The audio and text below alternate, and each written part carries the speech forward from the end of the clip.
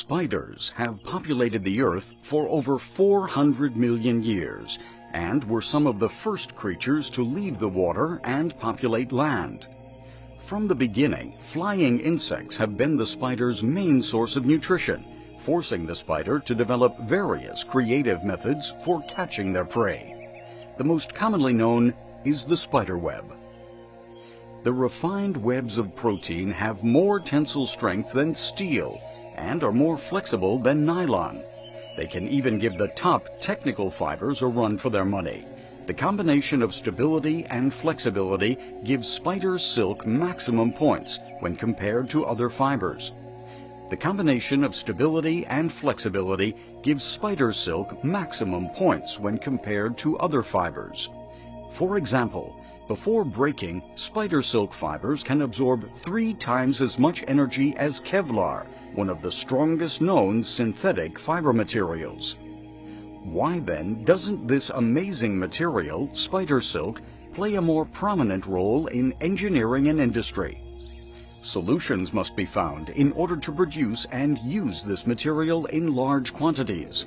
Even several thousand captured spiders would not be able to produce the amounts needed for industrial use.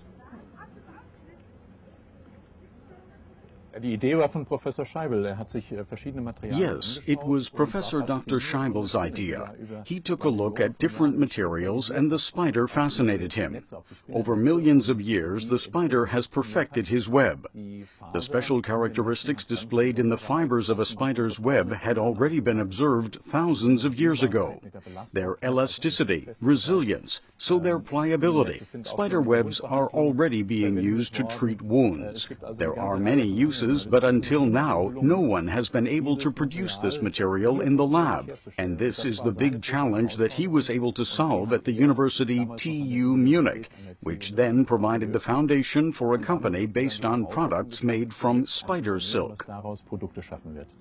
In order to be able to put spider silk's unusual characteristics to real use, a large-scale industrial production is essential. And using spiders for production is not an option. The solution to the problem was to be found in genetic engineering. The next step was to decode the spider silk gene. We took a close look at the spider's genetic information and analyzed the individual building blocks with a computer. We can now place the building blocks in a way that allows us to create a product in bacteria. And this process of growing the product in bacteria takes place in a bioreactor. For decades, this process has been used to manufacture other proteins like insulin and works really well. We have been able to adapt the technology and use the same or very similar bioreactors, which has been a great advantage for us because we didn't have to build an entirely new industry. The Munich researchers embedded the gene, which in spiders is responsible for producing silk, in bacteria, turning these extremely small life forms into efficient manufacturers. The genetically altered bacteria multiply in a nutritionally rich solution, then produce day in and day out the protein from which spider silk is made. Yes, that is the great thing about our technology. We are not dependent on fossil fuels, oil, etc.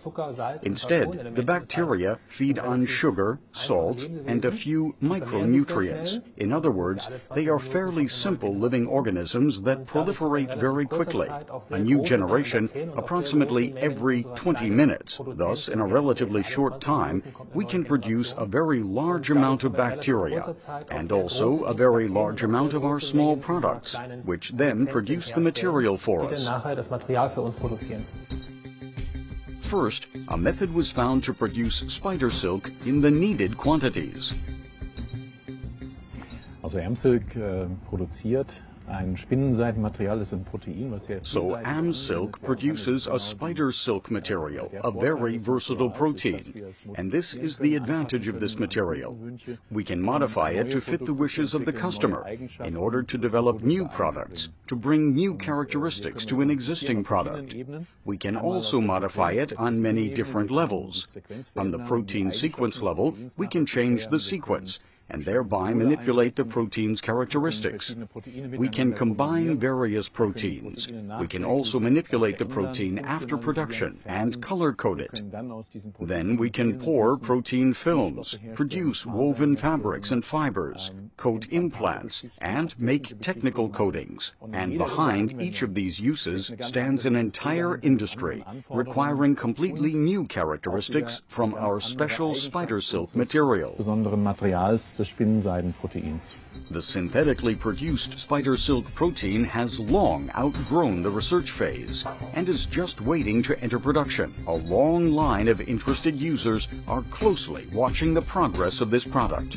The nice thing about material research today is that the customer and the user already know exactly which characteristics they want to improve.